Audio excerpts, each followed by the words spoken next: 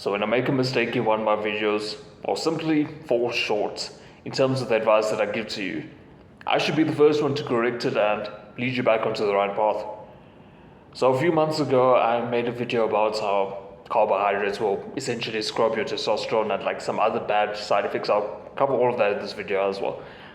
But some of what I said could be misinterpreted by the audience and frankly was leading me onto the wrong path as well. So what I was saying that basically aside from natural carbohydrates so like sweet potato, fruits, veg, those sort of things, you shouldn't be having carbohydrates. And for the most part, I think that advice is still true. But I think that was leading a lot of people, or at least was leading me, to a point where you basically won't have any carbohydrates at all. And in a nutshell, I found this was tanking on my energy levels, but also now that I've been having more carbohydrates, I'll speak to you about that very soon actually. I've noticed the difference of having my gains. So look at this. I'll see if I can find like a before and after picture or whatever. But my gains have gone up a lot. I've also started taking creatine monohydrates. A lot of you, I'm sure, know what that is, but I'll also be making a video on that very soon. But more importantly, I've actually noticed that I've had more energy. I've been in a better mood. I've just been more productive. Almost basically all the side effects, or benefits rather, of increased testosterone have been found ever since I've been having more carbohydrates, which has made it clear to me that carbohydrates aren't as bad as I made it out to seem. Now, the carbohydrates that I was mocking or saying that like you just plain shouldn't have, for like a better words, is like breads and those sort of things. And as much as the science does show that you shouldn't be having these things, for the last like 2 weeks I have been having it quite a bit, and frankly I felt great, better than what I did prior to having it.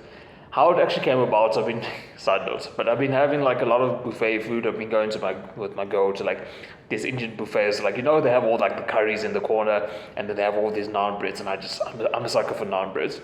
So I've just been taking like, I don't know, like 4 or 5 naan breads. I have a fairly big appetite, and ever since I've been doing that sort of thing, I've just been noticing things have been working better for me. So what I actually want to tell you is, for the most part, yes, rely on the science. The science should be fine, but also try things out on yourself.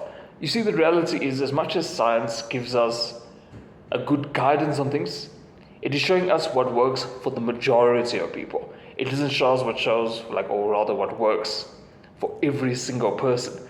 And why this is the case, I mean, we all have different genetics, we all have different DNA, we all have different makeup in terms of how our body is made.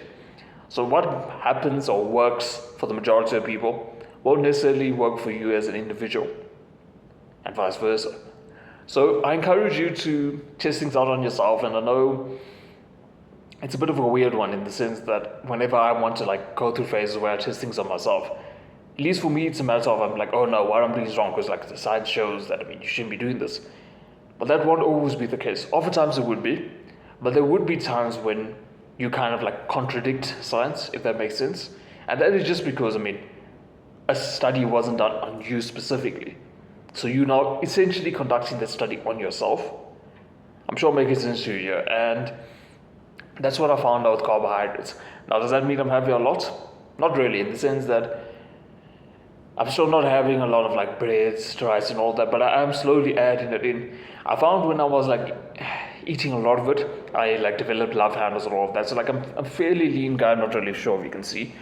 Nah, you can't really see much, but I would like to think a fairly lean guy, but I find I develop like some sort of love handles when I have more carbohydrates, and that is happening again. Just disclosing some personal stuff to you guys, but that's happening again. So it's now finding the balance between having love handles and just like being better in every other respect.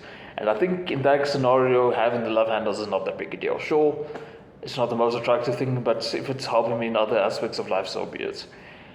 Yeah, but I think I've more or less covered everything here. I do want to make a separate video on creatine monohydrate. Kind of doesn't 100% tie in with this, but I hope this, I don't know, like starts a thing of also encouraging you to clear things up when you make a mistake in life. But yeah, if I encourage you to not have carbohydrates, I'm not saying that you should not be having carbohydrates, but rather go on like 3 or 4 days where you have carbohydrates. See the difference in how you feel, see the difference in your workout, see the difference in your concentration, see the difference in your mood, all of these things. Weigh up the pros and cons, see which one was better. Take it from there. With this, bros, I'll see you in the next one to become a better man.